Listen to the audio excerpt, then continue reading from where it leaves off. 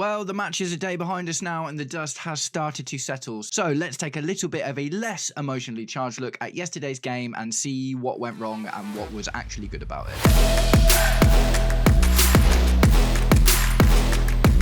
Welcome, Blue Believers, to another episode of the Stamford Sync, where we are syncing up with everything Chelsea FC. And today I would like to announce a new show that I'm doing. It is called Gains and Glitches. I am going to take a look after my emotional reaction that I do straight after the game. I'm going to take some time to think about it. Have a little look at 5 things that I think went well in the game, and we'll call those a gain, and things that maybe we need to look at improving in the future. Those will be, of course, the glitches.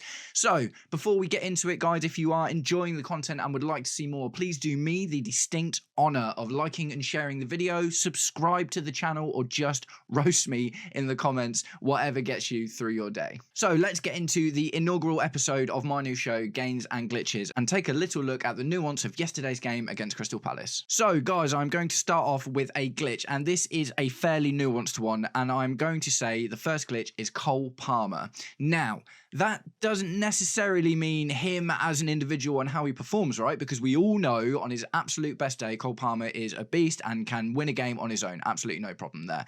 But the glitch, I think, with Cole Palmer is how do we react and what do we do when he's being marked out of a game, which is exactly what happened yesterday. Now, in my match reaction yesterday, which you should go and watch if you haven't already for my emotionally charged reaction to the game, I did point out some things about Cole Palmer that he could have done better. For instance, when he was getting the ball, he was like lots of misplaced little passes, man. Do you know what I mean? There was a few times he passed it basically straight to the opponent. Now, obviously, that was, Crystal Palace were really, really good yesterday. And what happened was they were like, get on Cole Palmer. Do you know what I mean? Just get on him. They did the same for João Pedro as well. So our centre was absolutely just cut out of the game completely. They cut all the passing lanes, and obviously we were lacking Levi Colwill to get the ball through to them as well. But my glitch in this situation is, what do we do when Cole Palmer's being marked out of the game or isn't available, right? When we look so devoid of ideas, do we just keep banging our head against that brick wall? Do you know what I mean? So it's not so much a glitch as to say Cole Palmer didn't do as well as he could yesterday. Now, I don't think he did. I think he could have done better, but ultimately it's not all down to him. What some of it is going to come down to is tactical instruction. What's the plan B, right? And we didn't look like we had a plan B for Cole Palmer yesterday. This is one of the reasons why I think Xavi Simons would be a really interesting signing for us. Yes, they play a similar position, but Xavi Simons is much more of a creative provider. If you look at all of his stats across his career, assists 100% are his thing. And I think in a game like yesterday, taking a Cole Palmer out or moving him over to the right wing or something else to give him a different option and putting potentially someone like a Xavi Simons in who will play the game a little bit differently and not be looking to just take the ball through the midfield all the time. Do you know what I mean? So it's not, like I say, I really want to stress this, it's not a glitch saying Cole Palmer was terrible. I think he could have done better, but it's more of a glitch about the Cole Palmer situation and what do we do when he's being marked out of the game or he's having a struggle, right? Because what we can't be, and we learned this from the Pochettino season, is Cole Palmer FC. Cole Palmer needs to be the best and most functional cog in this machine, but there has to be other options as well. But moving on from Cole Palmer, I'll get into my first gain of the game, and that is young Josh Acheampong. Now, did Acheampong play amazingly? No, because, maybe if he'd have provided those kind of line-splitting passes that we get from the likes of Levi Colwill, then maybe things could have been a little bit different. But Josh Acheampong's 19 years old, and this is a kind of above his pay grade what he's being asked to do at the moment, right? Like, this Levi Colwill role is not really one that he's very, very practiced at. What Josh Acheampong was starting to bed into over the last season was the right-hand Reece James kind of style, right centre-back, right-back role, where he can take the ball forward and, do you know what I mean, still be part of that defence and, alongside Trevor Chalobah on the left. But in the absence of Levi Colwill and Tosin, who was injured before the game, he was asked to play this pivotal role in Enzo Maresca's defence. And he did really well, man, for a brand new role at 19 years old against a Crystal Palace team who have just beat Man City and Liverpool to win cups and are obviously rating their chances in themselves at the moment. I absolutely think that Josh Acheampong had a great game yesterday, and he was getting quite a lot of stick actually, and I don't think that was fair at all. The plan with Josh Acheampong this season was never get him in the team playing all of the first team games straight away. The opening Premier League game against Crystal Palace was so much pressure because after everything that's happened recently, obviously the fans were really expecting a win. Now, what Josh Acheampong might outwardly benefit from this whole centre-back situation that we're on at the moment, but it's not necessarily a good idea to put all this pressure on him. At the end of the day, he played an unfamiliar role. He played it really well. He misplaced a few passes, but didn't make any huge defensive errors. At the end of the day, we didn't concede a goal. So as far as his defensive work went, he did great. And a few times, do you know what I mean? He had Mateta on toast, man. He literally was just, sort of drifting past him when he was coming at him and literally kind of took him out of the game a few times. So I think Josh Acheampong is 100% a gain. I'm really excited to see him develop, and I'm really glad we're not talking about selling him. Still seeing stuff about Trevor Chalobah, by the way. Can't believe that's even a possibility that we're considering. But yeah, man, Josh Acheampong, 100% a gain. I think he will go from strength to strength this season. I'd be wary about throwing him in too much too soon, but in fairness to Maresca, if he came out with his chest, which I've spoken about recently, saying Wesley Fofana and Badiashile do not suit that middle role. If Tosin gets a knock and we haven't got Levi Colwill and we're not going to buy anyone else, if that is the situation we're going forward with, we're going to see Acheampong a lot in this role, and it was a good debut in that role for him. So absolute gain. On to the next glitch, and it's our old nemesis, the low block, right? We have been talking about this for years, man. We've always had good attacking talent and creative midfielders or whatever, but what we always struggle against is the low block.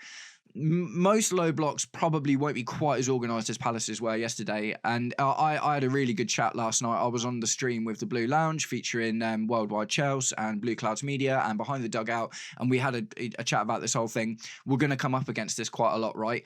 This low block thing has to absolutely be sorted out, and it's really difficult, isn't it? Because it's been a problem for years, so it's not like you can just snap your fingers and all of a sudden there's a solution for it. Do you know what I mean? It's going to take some real figuring out, but obviously this is what's going to happen, man. It's one of them, isn't it? Is challenging for a title is about beating the big teams, but only when you're beating all of the teams that you're expected to beat. And if we're coming up against Crystal Palaces and Brentford's, Bournemouth's, but teams like this who are just going to pile men behind the ball, we can't just be like, let's pass it side to side, nice and slowly between all of our centre backs. Funnel it out wide, and because we're not getting anyone in the middle involved, we need to find ways to get these guys in the middle involved, and we need to, I sort of talked about it a little bit yesterday. One thing I really like the look of about Esteval Willian is he's such a quick decision maker, and he makes his decision before the balls come to him. I think that's really important, and I think that if we can get a bit more of that onto the other guys, onto your Pedro Netos, your Cole Palmers, your Jamie Gittins, your João Pedros, your Liam Delaps, do you know what I mean? Making these fast decisions, have more quick passing, make ourselves less predictable, because the longer we take to make a decision, the easier it is for a low block to organise itself. Do you know what I mean? If Malagusto's got the ball and he holds onto it for 5 to 7 seconds, then that's 5 to 7 seconds for that that defence to just rally around each other and create a really difficult situation for us. So the low block is a glitch. It is not a new glitch. It is a very old one, and it is something that we are just going to have to look at sorting out really, really soon. On to the next gain, and for me it was Moises Caicedo, do apologise. I recently watched the TalkSport video, not all of it, I need to go back into it and watch all of it, but where they get every player in the Premier League to say their name. That's a really great video, by the way. If you're a content creator or you just spend a lot of time talking about footballers, go and watch that, because it's a great way to figure out how to say a lot of these guys' names. And Moises Caicedo is an absolute gain today. So he didn't get involved quite as much in his attacking sort of stuff as we've seen a bit recently, but I can only assume that's because we had Josh Acheampong taking that centre role in the defence, right? Moises Caicedo did an amazing job at screening the back line today. He was almost dropping in to make it a back four at times when Cucurella was in the ascendancy, getting into those, attacking number 8 and number 10 positions and stuff. Moises Caicedo is really not just a jack of all trades, he's becoming a master of all trades, right? And if we sort our defensive situation out and rely on him a little bit less for that defensive stuff, then he can carry on progressing with his attacking movements and stuff, which look like they're really, really getting somewhere. Moises Caicedo is an amazing player, and we are blessed to have him, man. Having a solid number 6, look at how well Liverpool did because Gravenberch was so good. Look at City with Rodri in their team. Do you know what I mean? This number 6 role is one of the most pivotal roles in modern football, because the entire team is almost based on having that solidity in your squad. For instance, don't get me wrong, I know Liverpool won against Bournemouth the other day, but without Gravenberch in their team and only Szoboszlai and McAllister, they were cut through a few times and they looked a bit vulnerable. Do you know what I mean? So yeah, for me, Moises Caicedo played really, really well yesterday. He still rolls around and makes a bit of a drama when he gets like injured and stuff, which I always worry about because every single time he goes down, it looks super serious. And like I say, man, we just absolutely can't lose him. So yeah, absolutely buzzing for Moises Caicedo to be fit, to be able to play all of these games, and hoping that if we do sort our defensive situation out, we'll see a lot more of him. But in a situation like yesterday where we had to bring in Josh Acheampong to cover that middle role, Moises Caicedo knows exactly what to do and plays his role perfectly. Wicked. Absolutely love that. And the final one is another glitch, and this isn't me saying that these players are bad, it is just an obvious thing to me. It's the new players, right? The new guys. So obviously in the graphic I've got Jamie Gittins and João Pedro, but that extends to the like of Liam Delap as well. Dario Asugo, all these other guys that we're bringing in, Esteval Willian, of course, as well. They're all so new, man, and I think we've been a little bit blindsided by the fact that we've had such positive results recently. Do you know what I mean? Obviously, the Club World Cup went amazingly well, and João Pedro was a huge part of that. All of the new guys were looking really, really good in pre-season. But I said it in the live stream yesterday, man. Like, all of these games we've been playing have not been low, stodgy, low block games. Do you know what I mean? Where we've been sort of forced into these positions. They've been games where teams are trying to be a bit more open, a bit faster, a bit more expansive. They created space for us to play, and in those games we do quite well. I would expect us, similar to last season, when we play a big team, to do pretty well. When we play a team that wants to play attacking football and create spaces of their own, then I think we'll have a bit more chance. Do you know what I mean? Because we'll be able to expand a little bit more. But the new guys, when we're in that situation, like, Jamie Gittins and João Pedro really, really, really struggled yesterday. Esteval did okay, but still really struggled. Liam Delap did okay, but still really struggled. We can't expect these guys to just come in and hit the ground running, man. It just doesn't really work like that, does it? And it might not take a huge amount of time, but it's going to take longer. I've been away with the fairies being like, oh, the team's just going to be amazing straight away. After the last pre-season match, my thumbnail was like, we're ready. Do you know what I mean? And I was really, really going into it. But obviously yesterday was a very sobering moment that brought me crashing down a little bit. And yes, it was difficult. But the truth of the fact is these players are young and they're new, and it's going to take a little bit of time, especially with other situations like the centre-back situation needs figuring out and stuff like that as well. Do you know what I mean? So it's a bit of a glitch, but not to say that they're playing badly, but almost like the realisation that it's not just going to happen straight away. Do you know what I mean? Even Cole Palmer, man, when Cole Palmer didn't just hit the ground running from day one, do you know what I mean? He had to fight his way into the team, score a few penalties, and then he became the Cole Palmer that we know and love.